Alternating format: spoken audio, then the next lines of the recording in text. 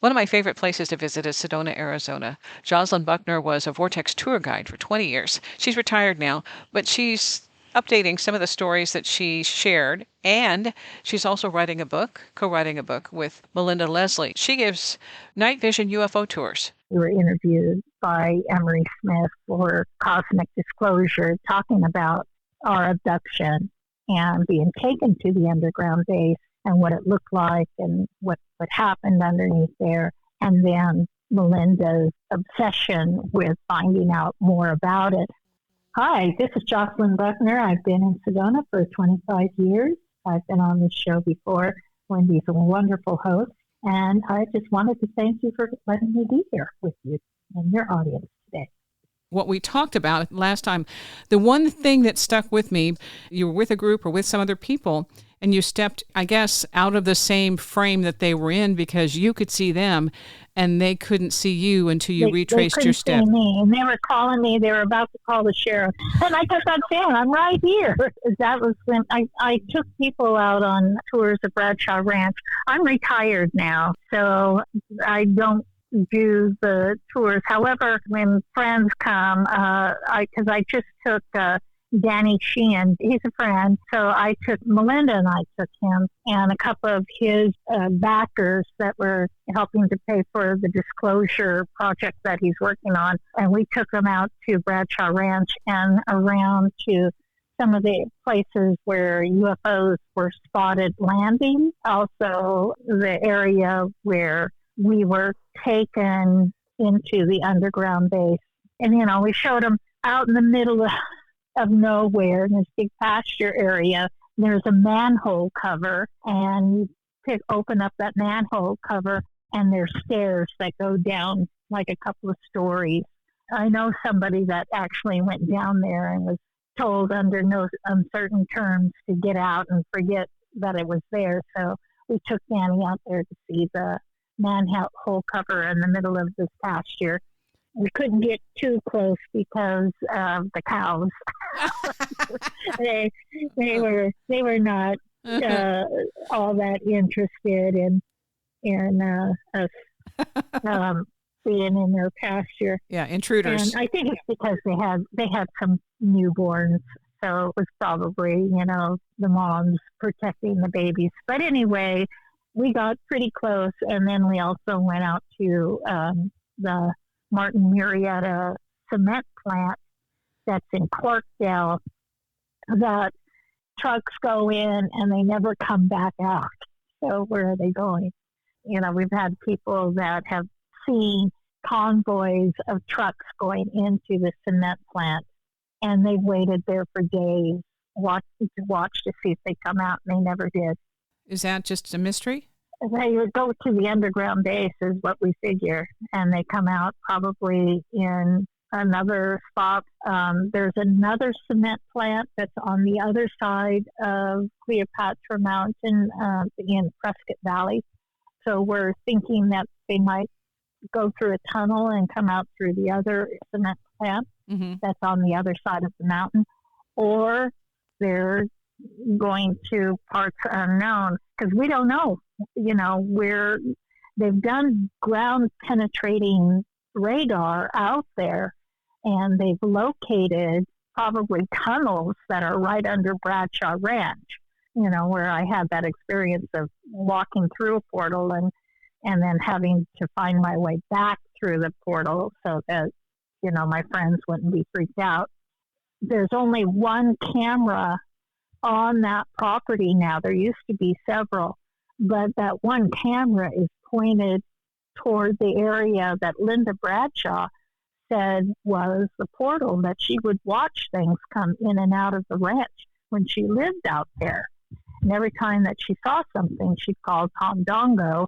Tom Dongo would come over and try to record as much as he could, taking photos. And of course, back in those days, there was no digital cameras where, you instantly saw what you took a photo of. They'd have to take it into the Walgreens and, the 24-hour film processing. Yeah. And then it wasn't until the next day.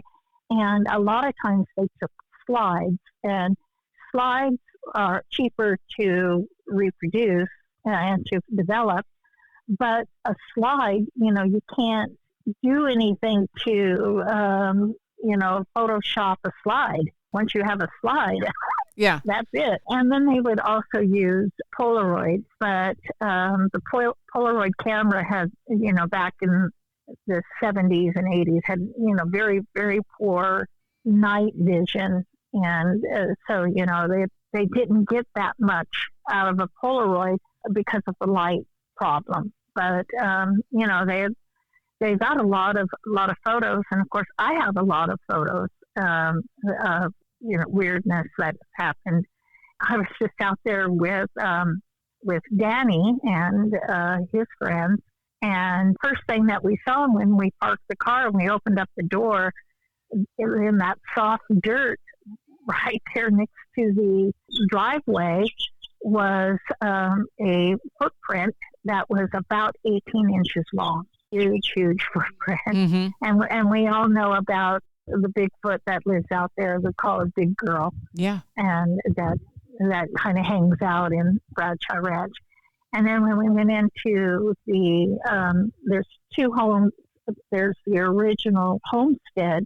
It's an old adobe built cabin that was built in the 1860s. And inside there, one of Danny's friends, Mia, took a picture, and she took like 4 pictures. You know how you can set it on, just take one picture after another on your camera. Yeah. The first picture was just a picture of the window. The second picture, there was the window and this mist that was next to the window. And the third picture and the fourth picture, there was no mist. So it just showed up on one photo. Mm-hmm. And of course, inside the ranch house, we got orbs and unusual refractions of light. There's no electricity there that we saw. However, there was a brand new air conditioner on this old tear down ranch house. Who puts a brand new air conditioner on it? $6,000 on an air conditioner. And so it might be that there might be something underneath the ranch house is what we're thinking. Mm-hmm. Because, that was the other thing, is this huge, shiny new air conditioner on the roof. And we couldn't even find any vents except for in the one bedroom. But there was no vents. I mean, so where's the air going to? Well, and you're wondering. There's a lot of very strange things. And there's they have a license plate reader out there. So as you come down the hill to Bradshaw Ranch, they've got you. They know who's coming and going, because they've got this very blatant, this big white meter thing that a policeman told me was a license plate reader. So there's still a lot going on at Bradshaw Ranch, and Melinda is very passionate about it, and she's been doing a lot of research into the underground base. We were recently, a couple of weeks ago, invited by Gaia to go out, and we were interviewed by Emery Smith for Cosmic Disclosure, talking about our abduction and being taken to the underground base and what it looked like and what happened underneath there. And then Melinda's obsession with finding out more about it. And of course, Melinda has, for the last 15 years, she's been doing night sky watches. I help her out once in a while when she has a big group. And Danny was here for a conference. So there was a group from the conference that wanted to go out. Unfortunately, the weather wasn't very good. It wasn't cooperating. It was pretty, certain parts of the sky were overcast. But we did see some of the some of the lights, the unusual lights, and the unusual amount of activity, military, obviously, activity And you could tell by the way that the helicopters blink. There's this thing called requisition lights on aircraft that fly, and they just like airplanes, they just go blink, blink, blink, blink. But military goes blink, blink, blink, blink, blink, blink. And so you can tell by watching them if it's a commercial airline or if it's military, just by watching the sky and the way that they blink. And so these are obviously military. And, we've had a lot of military F-16s fly at night. We call the Nellis Air Force Base or, one of the bases down in Phoenix, and they'll say, just training. They're just training. So, yeah, what are they training with? Are they training with the ETs, or did we back engineer ET technology and now they're trying to train for that? We don't know. But we can see them and we can watch them. And Melinda sees them just about every night that she goes out. She takes people out on tour, and they see them and certainly witness a lot of unusual activity. And a lot of them are like orange balls or triangular shaped objects, or really, unusual way that they fly in zigzags and in pairs or in triplets or V formations, that type of thing that they're witnessing out there just beyond Bradshaw Ranch. Okay, I have a question. Is there you have something in the background with you? Is there something on or noise or? You know what? I am sitting outside, and I'll go inside. It was just such a lovely day. I thought I'd sit outside, but there's a helicopter that is a tour helicopter that was flying over, and that's probably what you were hearing. Wow, I'm like, okay, it sounds like a tiger growling in the background. I thought, okay, well, I'm just going to stop and ask, because it was like, yeah. That's what it was. It was a tour, and I will turn off the radio here.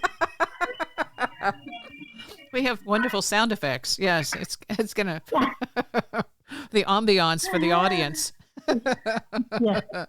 Okay, so is it quiet now? Yeah, that's that's better. I was just like, okay, this is really interesting. I wonder what the heck is like. It was just kind of a growling in the background. So again, when you said helicopter, okay, there we go. Yeah. I live really close, about a quarter mile from Cathedral Rock. And so we get tour helicopters that fly over our neighborhood, and they fly up. I live just a couple of houses down from the creek. They fly up follow the creek. They're very annoying. They're like mosquitoes, but what can you do? Okay, so let's go back then. You're retired now, but for 20 years or so, you were a tour guide for the vortexes. Can you, for people who are not familiar, because this audience is worldwide, with this global audience, so for people who are not familiar with this, it's a fantastic space. Can you give us basically a background? Sure. I like to call them vortices because we're not in Texas. Vortices is the more correct plural of vortex. So if you look in a scientific journal of some sort, you'll very rarely see the word vortexes. It's more a colloquialism. Oh, my tongue is lazy today. But for me, it's kind of a dumbing down of it. So I refer to them as vortices. And there are several in the Sedona area.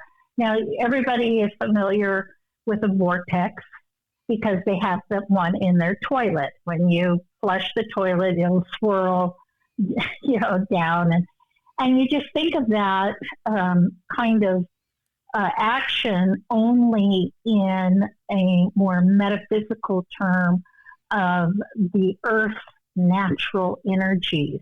And what happened is, a few million years ago, this huge meteor came and landed in a meteor crater, which isn't too far from here as the crow flies. When it landed, it exploded, and the pieces of that meteor went flying. It was electromagnetic nickel, and it was attracted to this area by our natural electromagnetic copper and gold that we have. What makes the red rocks red around here is iron oxide, and that was magnetized. So you have these two magnets that are attracting each other, and huge pieces of that meteor came flying towards Sedona. But what happened is that it tumbled, and when it hit the earth, it turned, and so you had, instead of positive where magnets attract, it was positive negative.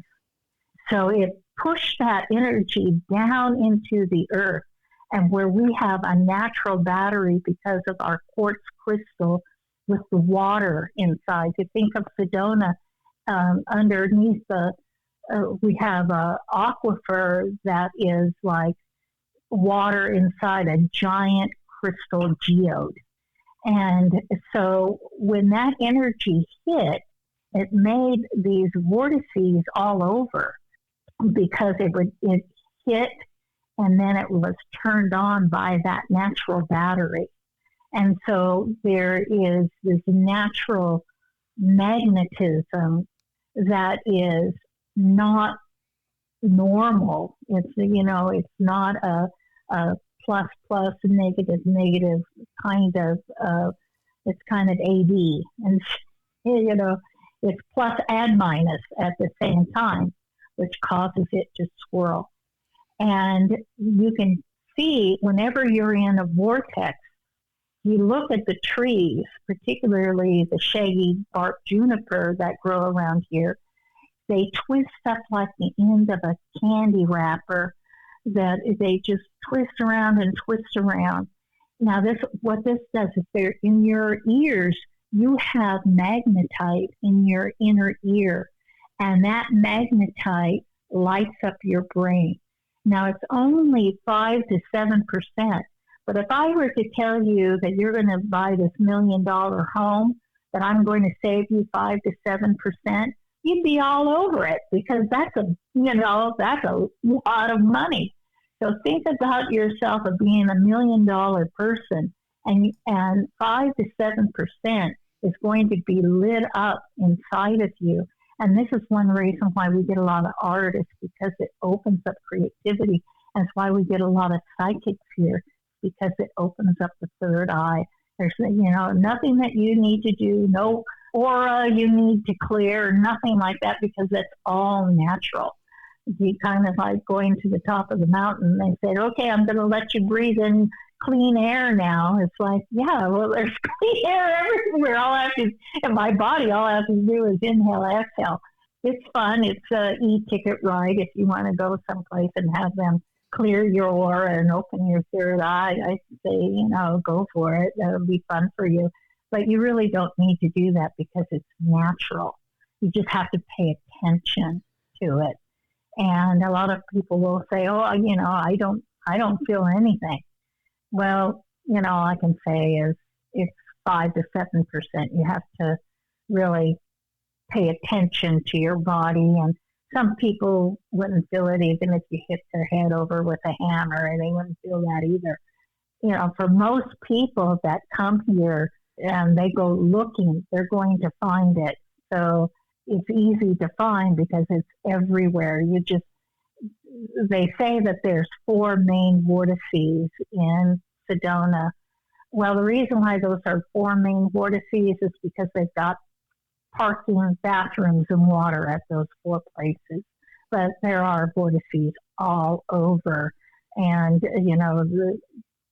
the Bradshaw Ranch is one big vortex. And the area, where the Enchantment Resort is, Boynton Canyon. That's one big vortex out there. It depends on where you go. Some are stronger than others, but sometimes they just resonate with yourself too, and how you're feeling. Maybe even what you've eaten the previous day might determine how well that you are feeling the vortex, or how well you have slept and all of that, because it's moody. Remember, your emotions are part of your natural body.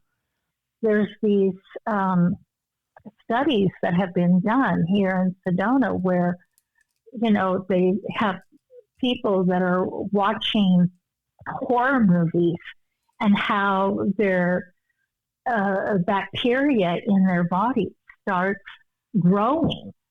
And especially, in the vortex, it's just because they're watching this horror movie, but you put on a comedy, and then all of a sudden the white cells in your body starts waking up, and they get real busy, and they start eating that bacteria. It is a body, mind, soul kind of experience. And, if you go out with a really good guide, they're going to give you that experience. My favorite was the Boynton Canyon. I went to the airport vortex, and I was in the area where Bell Rock was. But the Boynton Canyon, it has a very unique energy. And then that was another place where we parked the car, and I happened to take just a random photo over the area out there, over the trailhead. And I'm later on looking at that picture and seeing dots up in the clouds and thinking, oh my gosh, this is like what they would describe as the orbs or part of a ship. And there was no intention, just all of a sudden I'm aware that right place, right time. And that's developed. So it's like, okay, there's my own little souvenir. And we know that people that, especially experiencers, have a really high percentage of catching something unusual in their photographs. And it's because, you're not even really conscious of it. Your subconscious is aware of it. And your subconscious might say, why don't you take a photo? Point in that direction. Mm-hmm. Just take a photo. Isn't that beautiful? And then you find out that it's really your star family talking to you. That's a real common thing that happens with experiencers or people that are psychic. Everybody's psychic. But we're talking about people that practice being psychic. And, it's like everybody can sing, but not everybody can be Pavarotti, Mm-hmm. So it's really in tune people that get that information. When were you out here?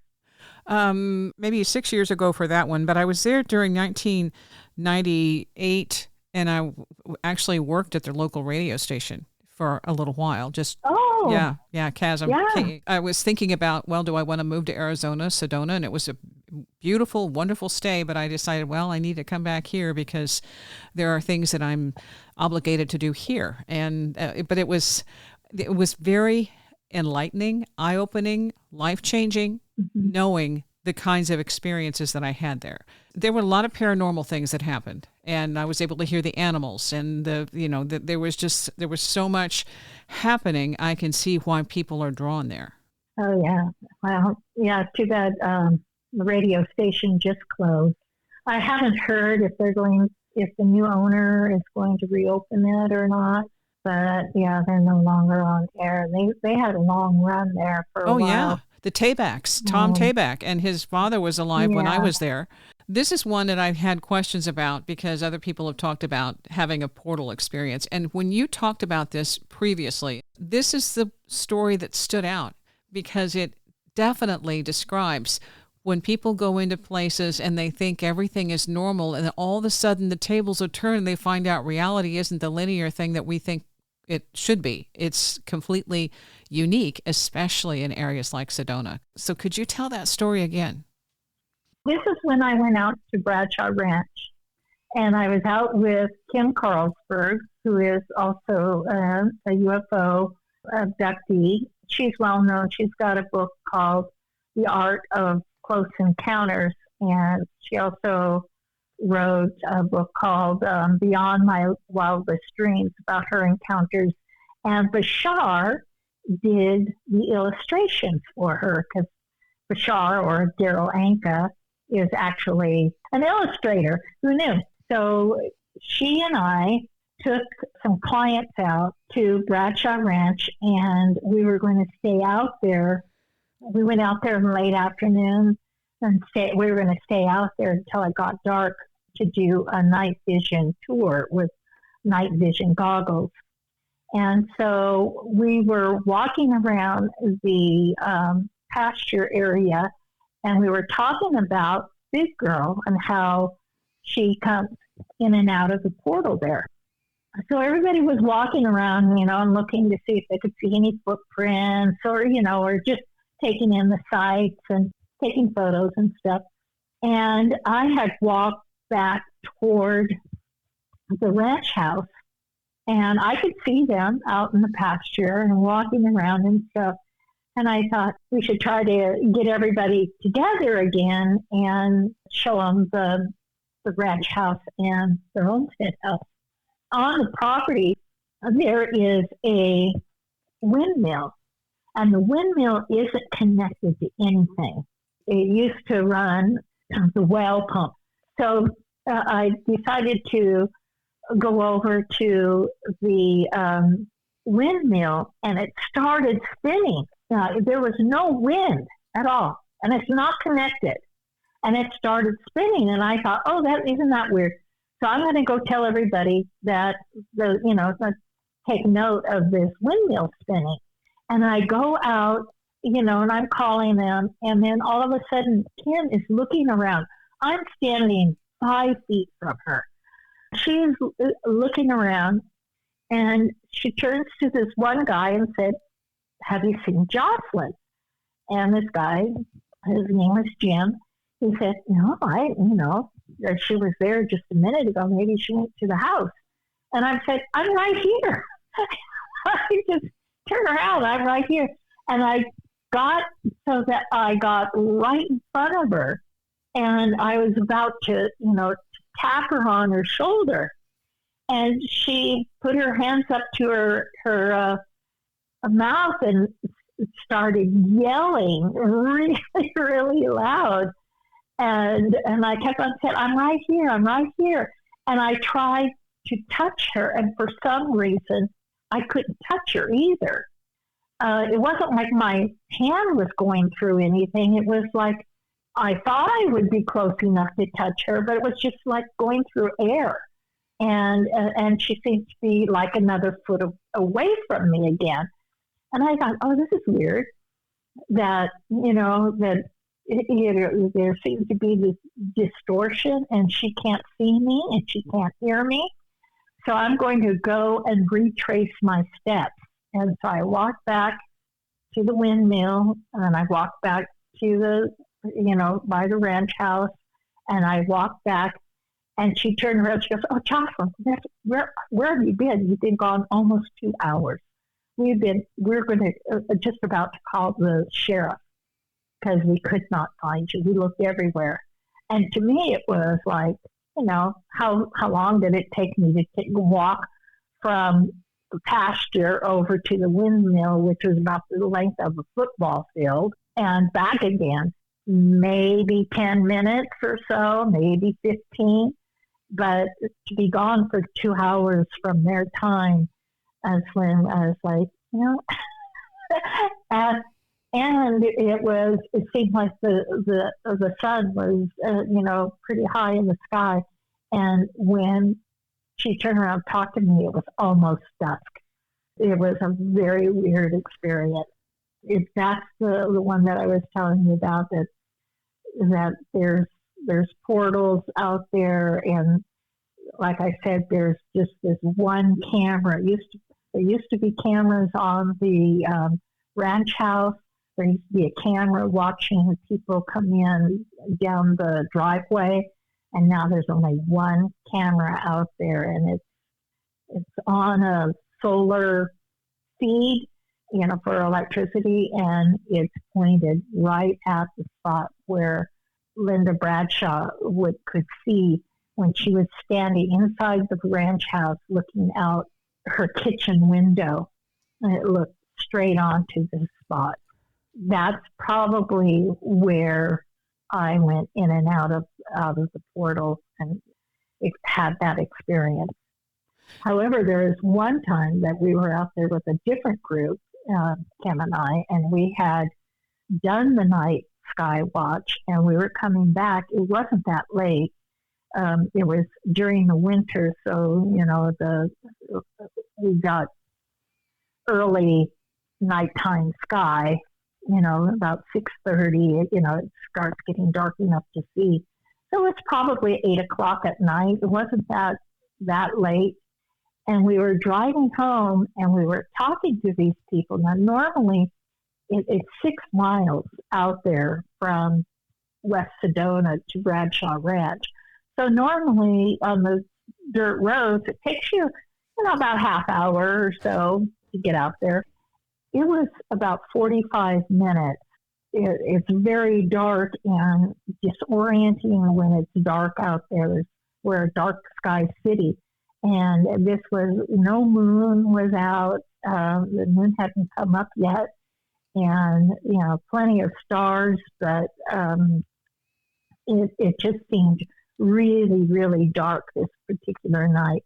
And we were about 45 minutes, going back. And we're still way out there from the landmarks that I was seeing, but I kept on going by these same landmarks. And I was looking at Kim and we'd gone out there 100 times. It wasn't like she didn't know the way or got off the wrong road or something.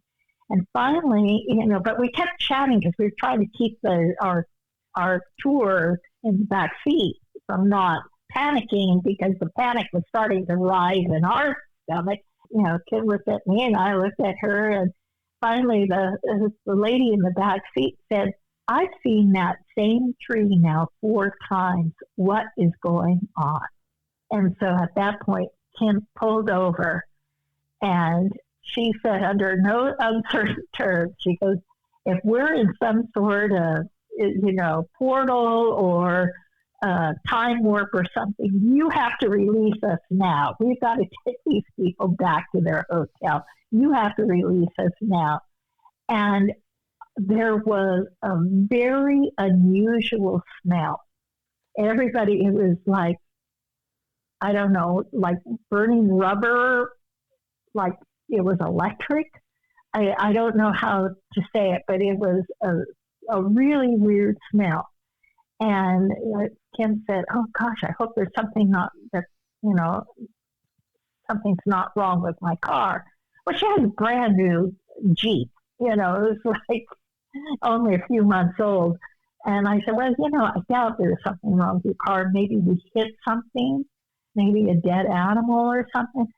Anyway, we're getting into the car. Everybody got out. Everybody looked around. Somebody, the tour was taking photos out there, and they were getting these strange-looking oblong orbs, kind of vertical oblong orbs. And so we were talking about that, and we got in the car, and within 5 minutes, we were in West Sedona. So it was like, what kept us out there? We don't know.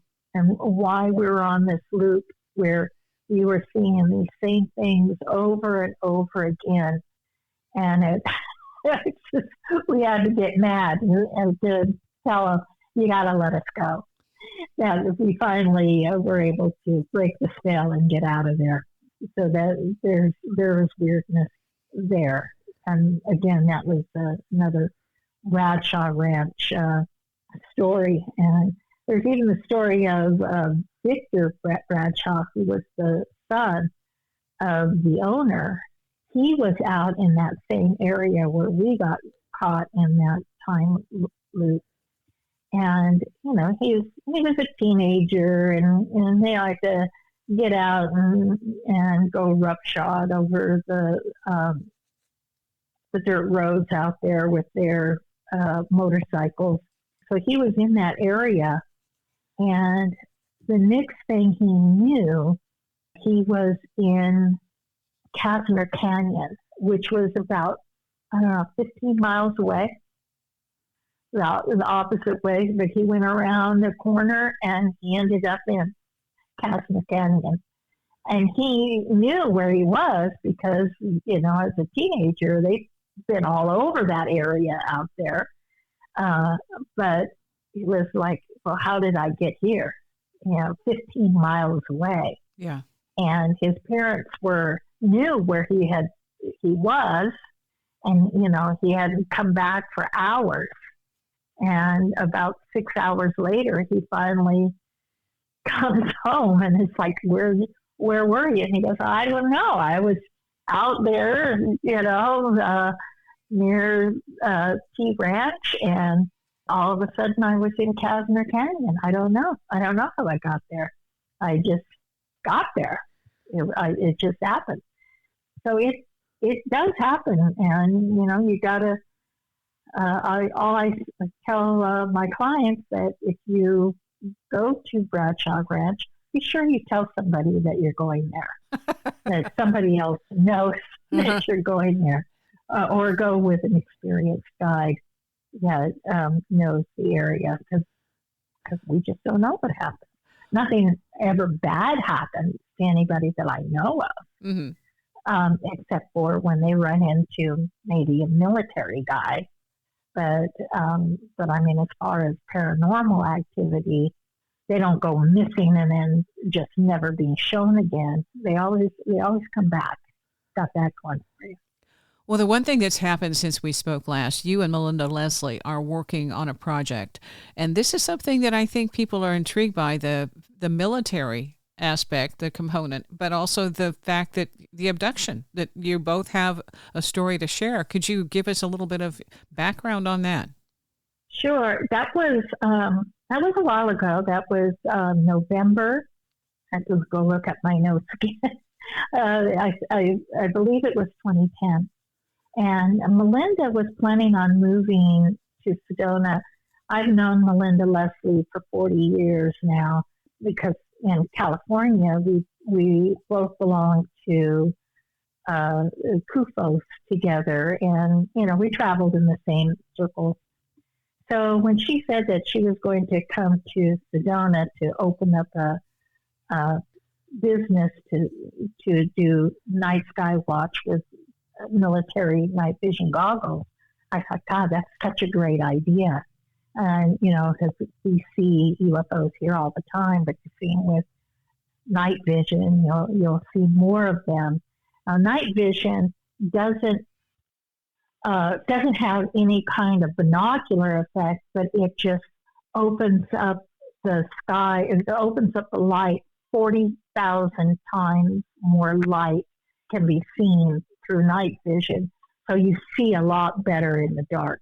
So she came out, she was staying in my guest house, and I'm, of course, in my house. And so we were taken from my house and from the guest house, 5 people all together.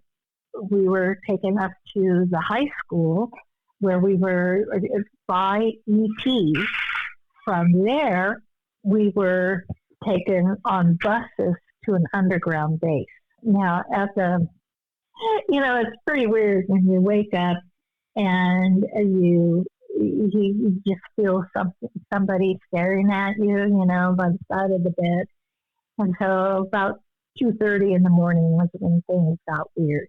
Now, I have this thing with the EPs, because I've been taken many times as starting in childhood, that they have to leave some sort of physical evidence for me so that I know that I'm not dreaming and I'm not crazy. So when they came and they said, let's go. And I said, I'm just dressed in my, in a T-shirt and little shorts. And I said, it's cold out there. It's November. Can I put on some warmer clothes? And they were like, yeah, make it quick. So I go into my closet and I can't find anything. And I'm just, tearing through everything, looking for, sweats or something. I ended up digging through the dirty clothes box, and I pulled out these purple pants and this turquoise green T-shirt. Not at all looking like a fashionista. And then I go look for my slippers, and I see one, and then the other one I figured was under my dog. And my dog at the time she was half husky and half cattle dog. She was about 75 pounds. She was a big dog. I could see her laying on her side, and just her eyeball was moving. And I tried to, move her, and she was just like stiff as a board. I could not move her. I finally get my slipper out from underneath her, and they take me out through the wall. It was like, there was a desk there, and, a window, and we just went out through all of it. And, like it wasn't there. And I'm standing outside, and I go up and I had this conscious memory of seeing the ground fall away from me and looking around and seeing, Cathedral Rock and Bell Rock and Courthouse Rock and Loop Road, and all of a sudden I'm on this craft, and we're in these lounge chairs that are like super big egg-shaped lounge, and we're tilted back. I look over to my left and I see Melinda there. I look over to my right, is Melinda's friend Bonnie, and we're reclined in these chairs, and there's this ET that, I'm trying to talk to Melinda. We're it's like, wow, isn't this weird kind of stuff? And we were very relaxed and nonchalant about it. And, but we were chatting back and forth, and this ET came in, was pointing up and pointing up. And I look up, and there's these geometrical shapes, and the background was like a nebula or something. It was very colorful, and these geometric shapes were like shining in front of it, and glowing, and they were sort of turning like neon, different colors. And I was watching them, and they were moving back and forth. And at one point, I thought, oh, they're going to crash into each other. That one should move to the left. And as soon as I thought that, the one moved to the left. And I looked over to Melinda, and I could see that she was discovering the same thing, because she was sort of moving them with her, using her finger and moving them back and forth. And so we were kind of playing this game where we were moving them around. And the next thing I know, I don't know how I got from that spot, but the next thing I knew, I'm looking down and I'm on asphalt, and I could see painted line of for a parking spot. And I look up, and there's Melinda. She's standing next to this white bus. She's got her cell phone out, and she's quite agitated. And she said, I don't care if they take me, but they shouldn't take my friends. And I'm going to call Les Valdez. And I wanted to call Les, so they're going to do anything. And, and so I was looking around for Bonnie. She's a heavy smoker. I could hear her cough. So I knew that she was around. And then I was looking around to see if there was anybody else I knew, anybody else from my home. And for a moment, I saw my daughter and my husband. I don't know if they were not taken to the underground base. Because it was like only for a second. I'm not even really sure that they were taken. They did wake up though when I was taken. So that's the reason why I include them in there, because I thought I saw them, but I wasn't sure. But I was definitely standing next to Melinda, who was going to call her friend Les Valdez to complain that the ETs had taken me and her, and how dare they, kind of thing. And this great ET kind of floated over and plucked the phone from her hand and kind of floated away. Later, I asked Melinda about this, and she said, "Oh no, I didn't have my phone. It was on the nightstand when I got back." But I swear I saw her with her phone in her hand. Anyway, we get on this bus, and we are again talking, and talking about those strange shapes, and I'm trying to figure out where we are. We're on these dirt roads, and I have a feeling is that we're on our way past Shaman's Cave, also known as Robber's Roost. So we're out in the Red Rocks, a little past that area. And that area, there's these power lines that go on along there, and there's Power Line Trail. And I remember seeing Power Line Trail. And one of the reasons that it's a famous place is that's a place where UFOs have been seen landed from people that were visiting Shaman's Cave, could look straight over there and to this area under Power Line. And they saw a craft landed. And I've heard that report 3 different occasions now. So we're even past that. And we go in toward these red rocks, and in the bottom of the red rocks, there's all this temporary fencing, the chain link fencing that is 6 feet high with razor wire on the top. And there's these temporary lights, and there's jeeps, and you can see military guys kind of walking back and forth, and maybe 1 or 2 ETs, the grays. And right in the rock was these double doors, like you would see at, the local high school, where you push on it and the bar pushes on it, you can open it up.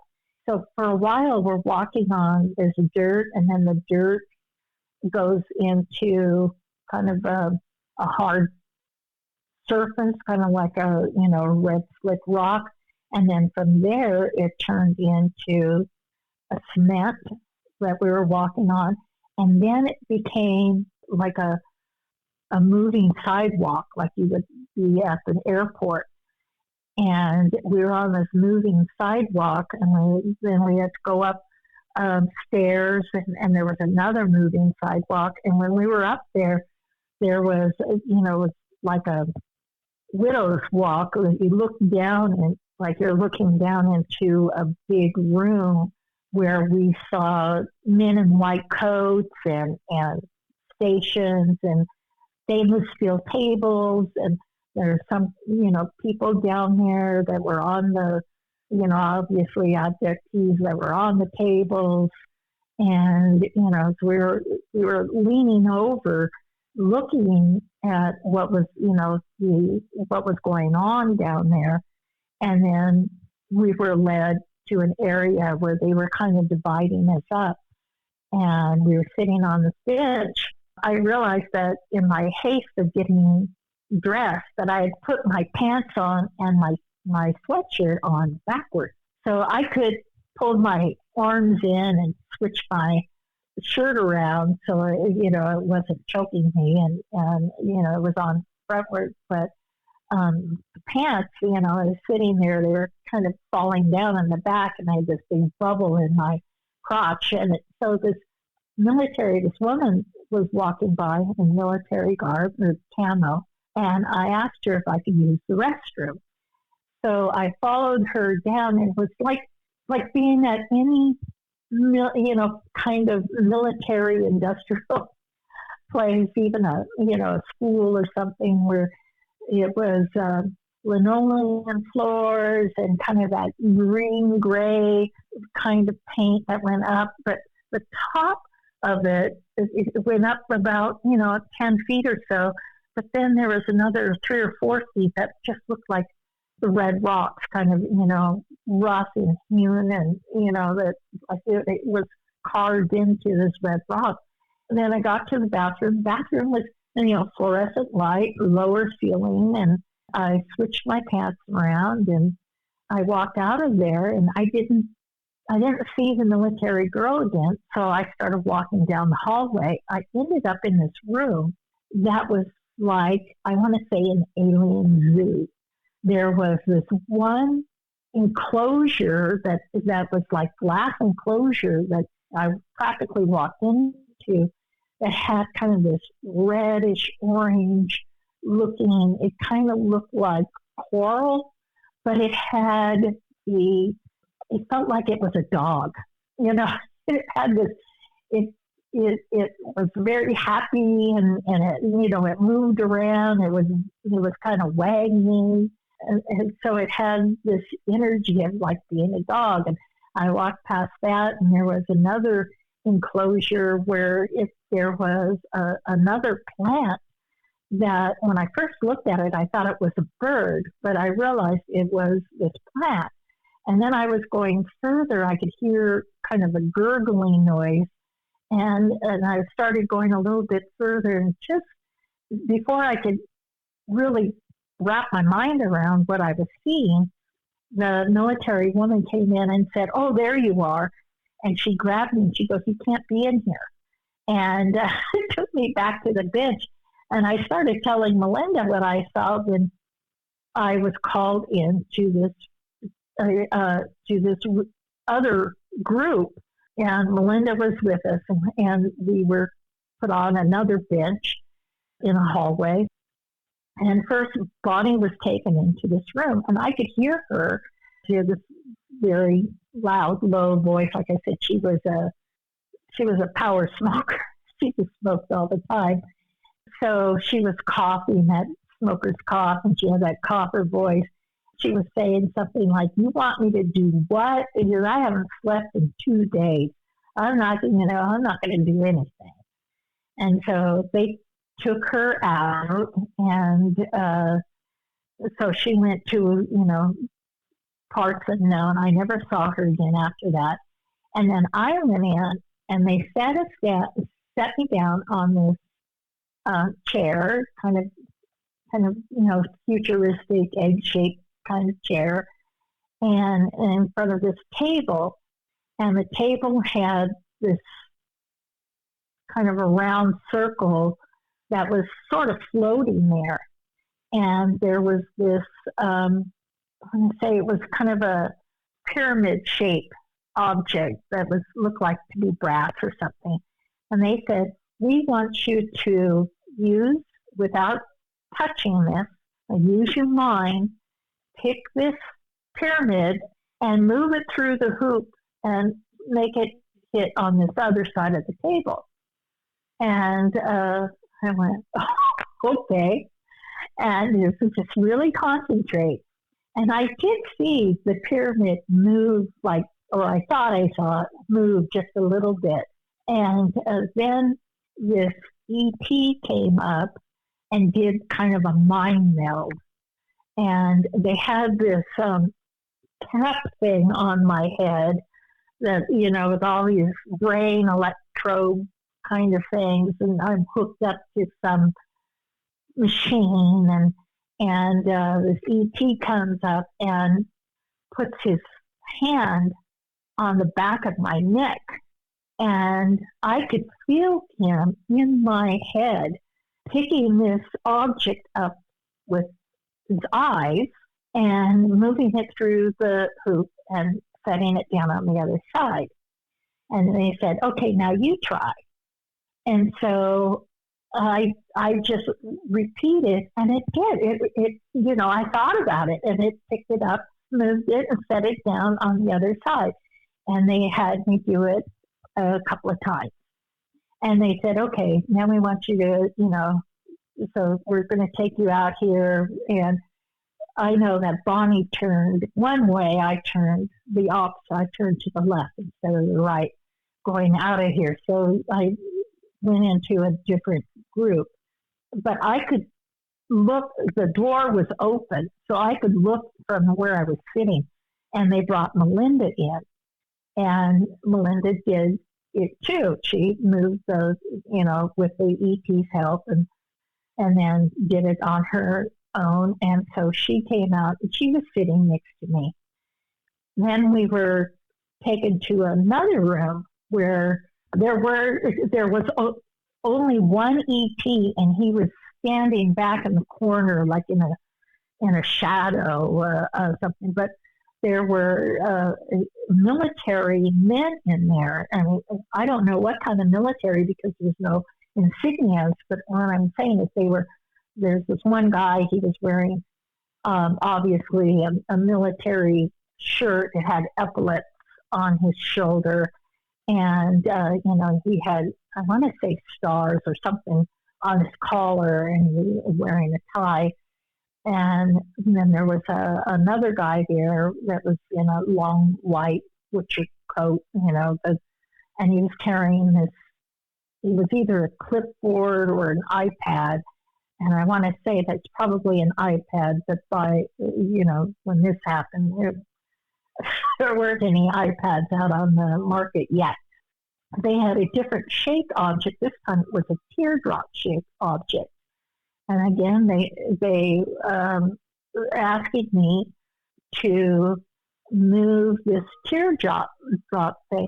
Well, they didn't, there was a chair sitting over to the side, but there was no chair in front of the table.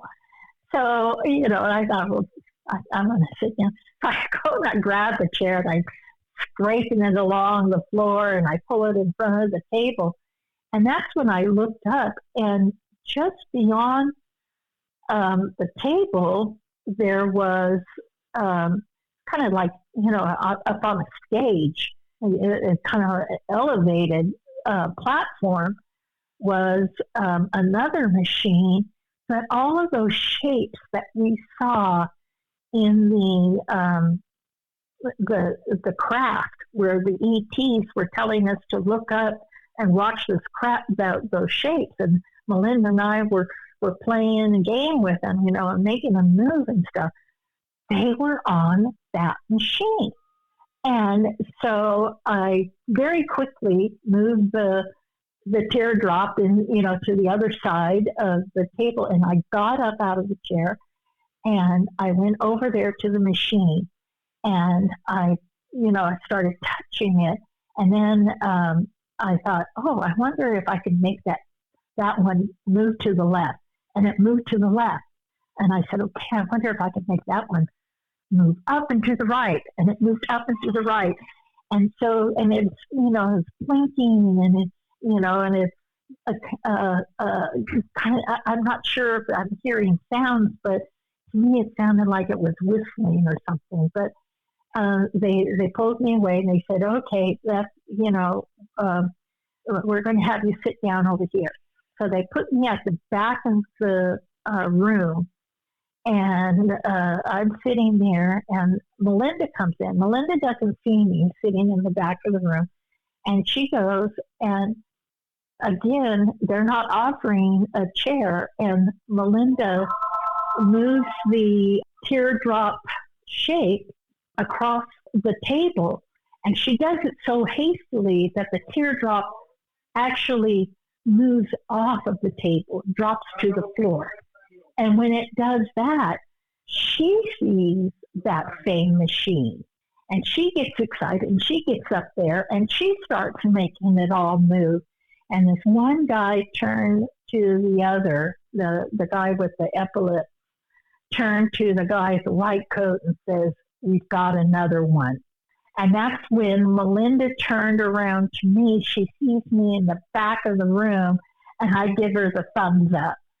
And so then we're taken to another room where they would just do kind of a cursory medical kind of things. They took our blood pressure, they looked in our eyes and in our mouth and stuff. And then they came out with the Dixie cup full of the pink chalky stuff.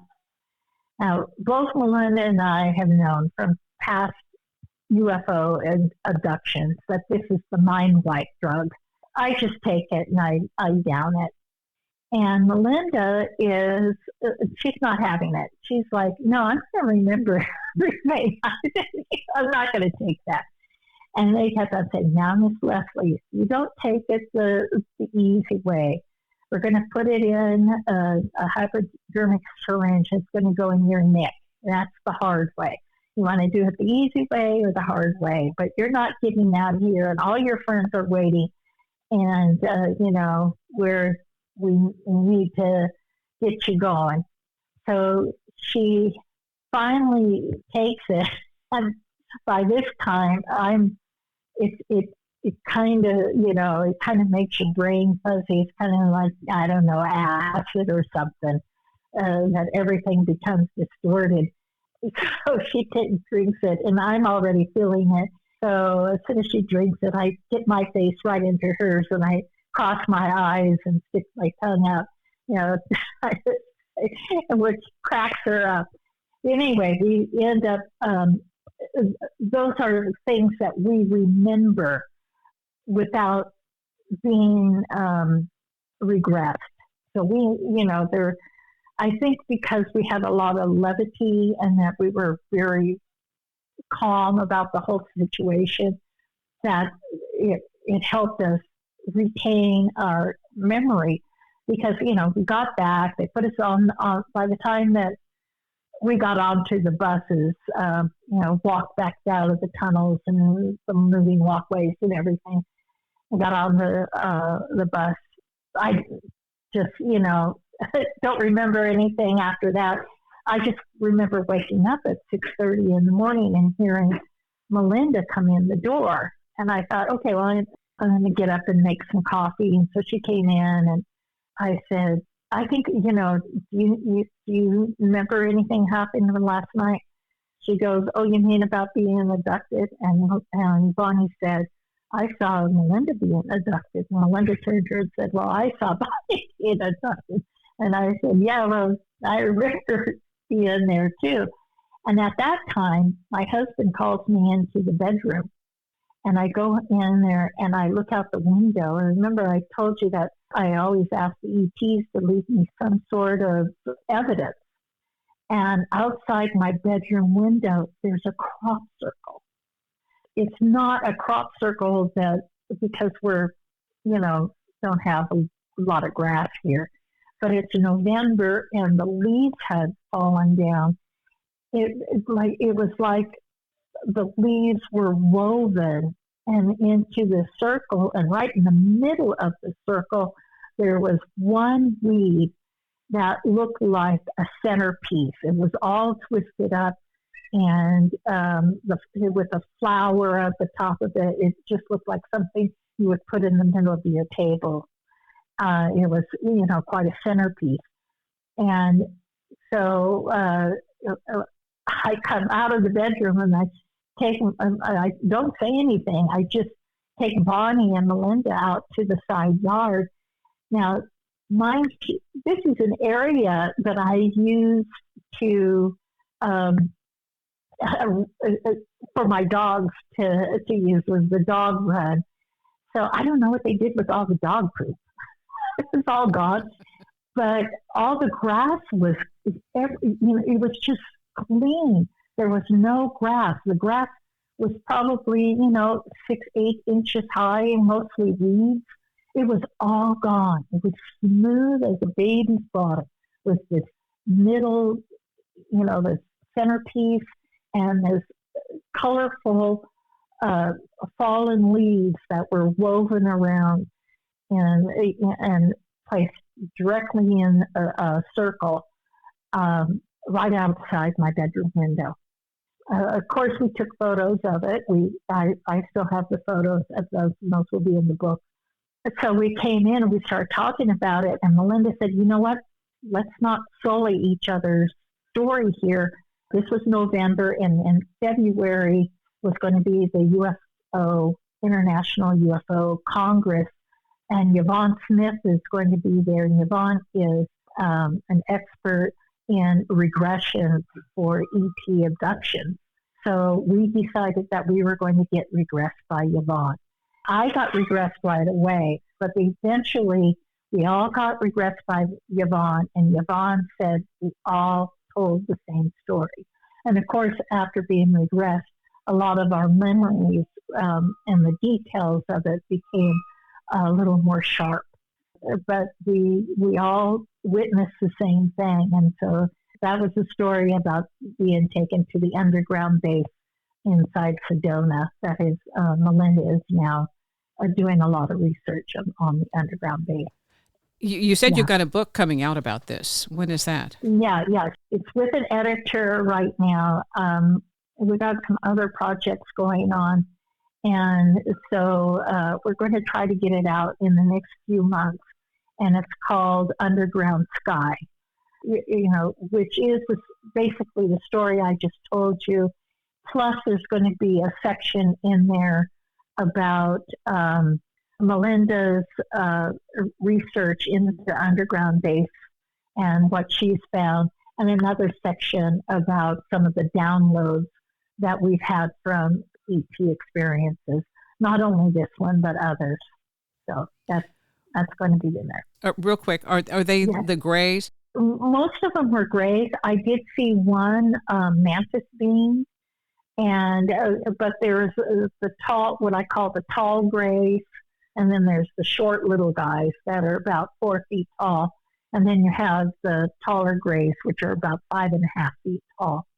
And I think the taller ones work very closely with the mantis beings, and the shorter ones are sort of like the worker bees. And that's the impression that I have gotten from this. But what this means is that, that we co-create our own reality. We use others to create this world that, as weird as it is, and as solid as what we might think it to be, we also know that there are different levels of existence.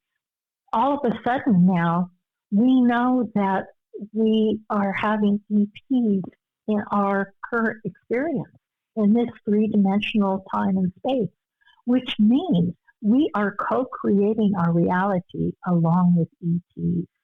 And I think that's what some of the disclosure is coming about, is how we're going to have to change the way that we think and feel to become part of the galactic neighborhood, to know that we are creating this existence with others that are not like us. So just think on that. I think what they were looking for, people with psychic ability or psi ability. And that might be because of some of the technology that we are now experimenting with. I was talking with my friend Eric Mitchell, who is in this movie called Experiencer. And I also make an appearance in that movie, and so does Melinda. He was talking about how there is this transhumanism line that is being drawn in the sand, and if you want to go there, do humans want to go that far? Let's say, for example, you are at work and you're thinking, oh, I'd like to have some stroganoff for dinner. And you think about stroganoff, and you think about how it tastes and what it smells like and all of that. And then all of a sudden in your brain, you get a download of the ingredients that you need at home to create that stroganoff, along with the recipe. And so you think, I guess I need to go to the store to pick up these items. And then all of a sudden you're connected to the store where you're in your mind shopping, so that all you have to do is when you're going home, you just drive by and you pick up your groceries, because you've already thought about, I want stroganoff. I know what the recipe is. I know now, that in my my smart refrigerator, my smart cabinet, have told me that I don't have all of the ingredients, and now they're talking to the grocery store, and they're putting up the grocery store. Now all I have to do is go by the grocery store, or I can just think about my favorite restaurant, and they will get the message. I'll be there at 6:15 after work to pick up my stroganoff to go. It is that kind of thing that the transhumanism movement, and we can see it happening. They're already talking about putting a computer in your arm. And if you have a psychic ability and a telepathic ability, then they can kind of, tweak that, make that a little bit more, and with these little nano chips that you get in that they spray in the chemtrails, and you just breathe in, and it self-assembles in your system, and now you're hooked up to the Internet of Things. How much more difficult would it be to create the technology that the ETs have, that they can just think and have it made up for them? Or the thing of, I used to have these wonderful pair of socks. I've worn them out. Now what am I going to do? Well, I'm not going to go to China to get those wonderful pair of socks, but I just think about them, and it creates a interface to a 3D printer where it just prints them out and sends them to me. So it is, sounds like a pretty far out scientific world, but just think about this. When you were a kid, you didn't have a telephone that would do all the things that it's doing. Your telephone is more powerful than the computers that sent the first men to the moon. You couldn't even dream of the things that you were doing with your telephone that you used to do. It'd be like just watching, Ray Bradbury on his sci-fi TV show. I don't know where this is going, but from talking to other experiencers and people that are getting other information, it sounds like this is where it's going, that this is how they're going to connect the humans to the Internet of Things, and all money will be on a blockchain. This is not financial advice, but if you want to make some money, get your Bitcoin now, because it's not going away. Well, see, that's the whole thing. I don't think we know where any of it's going. It's just a matter of being part of the process and taking notes, and like Melinda's doing her research now, trying to get everything that she can in terms of information organized and then shared. And your stories, it's challenging to think that this is so easy for that to happen, and you really have no control. I think that we do have control, because remember, we co-create our own reality.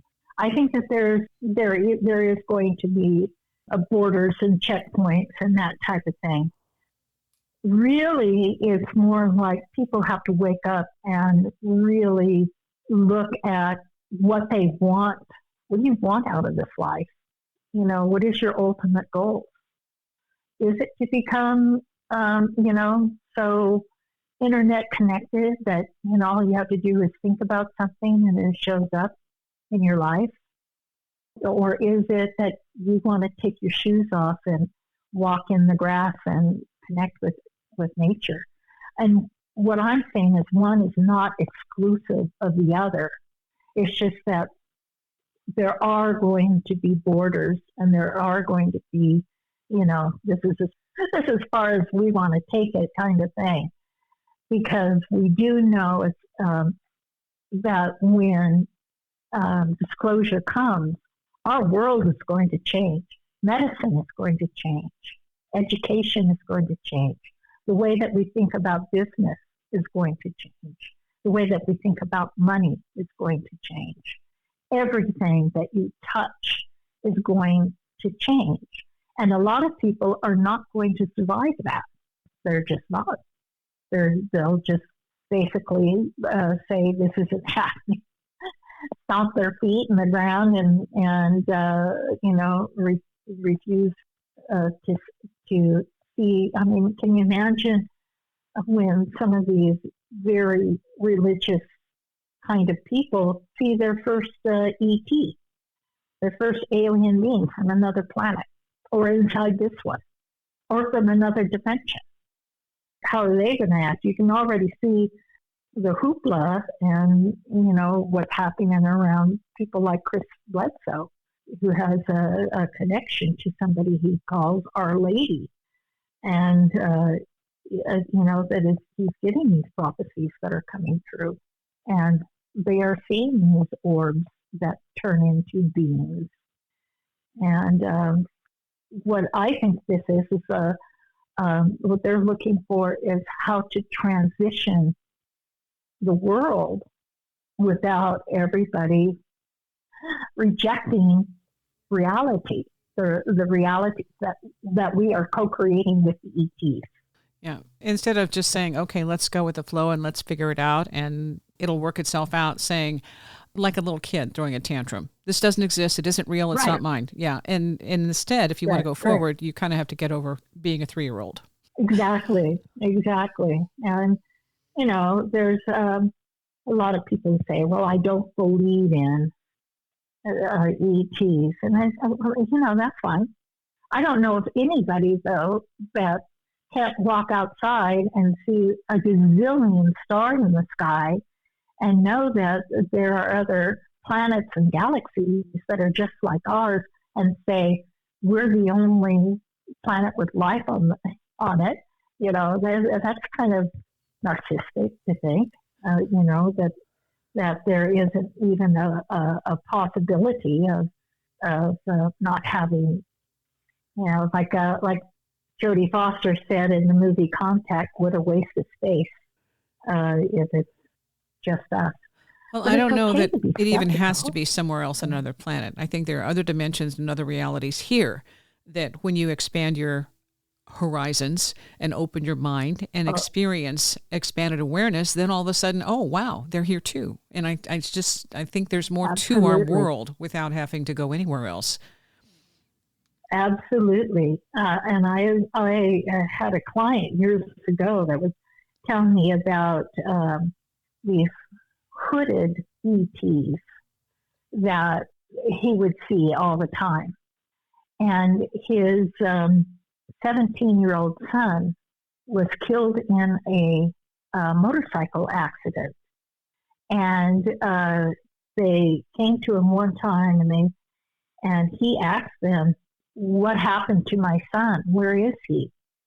How can I see him again? And those little hooded ETs were able to bring his son to him so he could say goodbye. You can say, oh, it was a dream. Well, what is a dream? A dream is your own reality. You create your reality out of your dreams.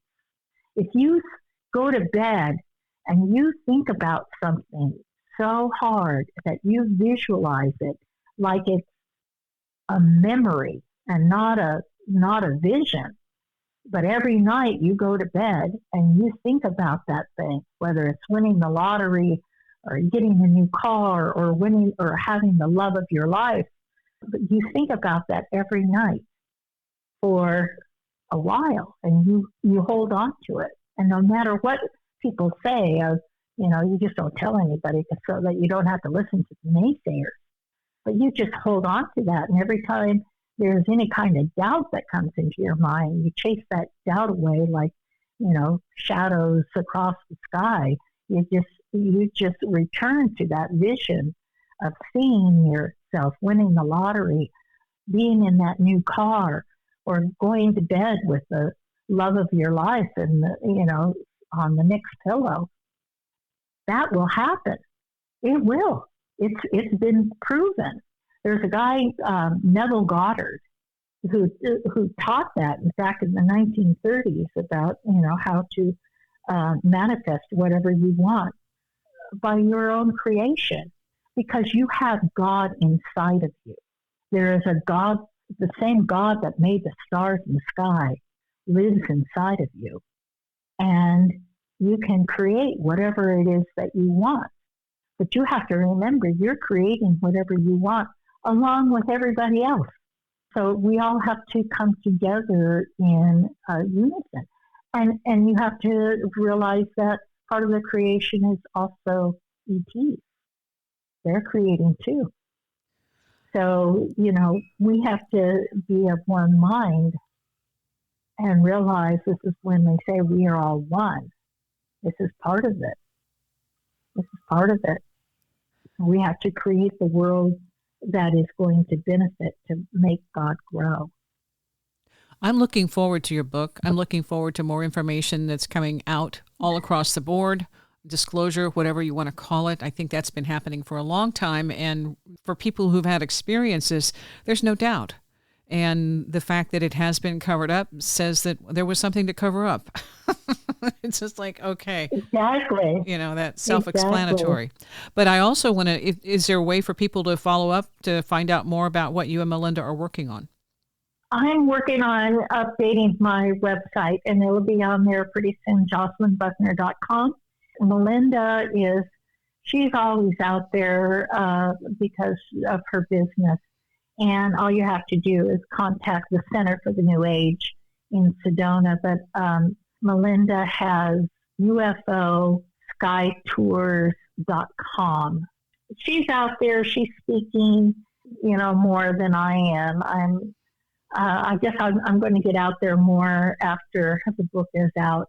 Right now, I'm just trying to get all these projects off of my desk so that I can get that book finished.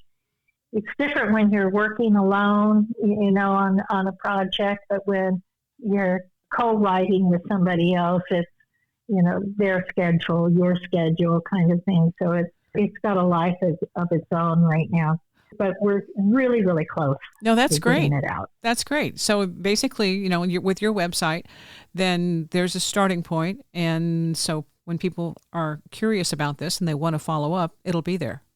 And I'll probably bring out a new website that will be just for the book. The Bradshaw Ranch book that I had is completely sold out, and I don't have any more copies of that. So I'm thinking about bringing out a new edition of that, republishing it, getting it back on the market. Well, I think there's a lot of interest. I know when I talked with Tom Dongo, then people were really curious because he had a lot of the stories there with Linda that they had researched together and explored together, and that's never that's a great story, and there's no expiration date. Exactly. And Tom is, he's in his 80s. He's really slowing down. Last time I saw him, he was a little under the weather.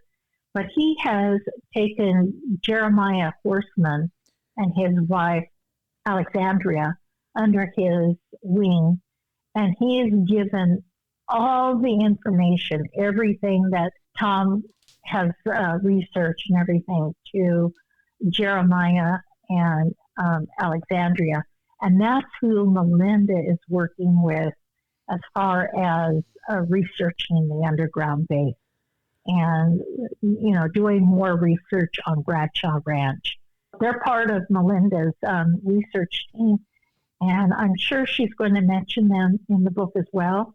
Jeremiah Horseman, Horstman, is very active on Facebook and X, I believe. And so you can look him up, and he has a lot of stories that he's been posting on social media about it. Okay. And I'll find some links. I'll give him a little plug. Yes, yeah. I'll add some links in the description for the show, too. It's been a real pleasure talking with you, and it's always fun. Thank you. I'm glad you were available, and it's nice to reconnect. Links are in the description for the show. And think about it. You don't have to look up to see an ET. Sometimes they're right beside you. Thanks for listening.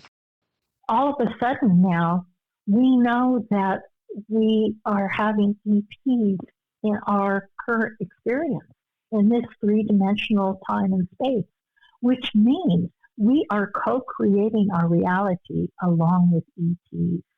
And I think that's what some of the disclosure is coming about, is how we're going to have to change the way that we think and feel to become part of the galactic neighborhood, to know that we are creating this existence with others that are not like us.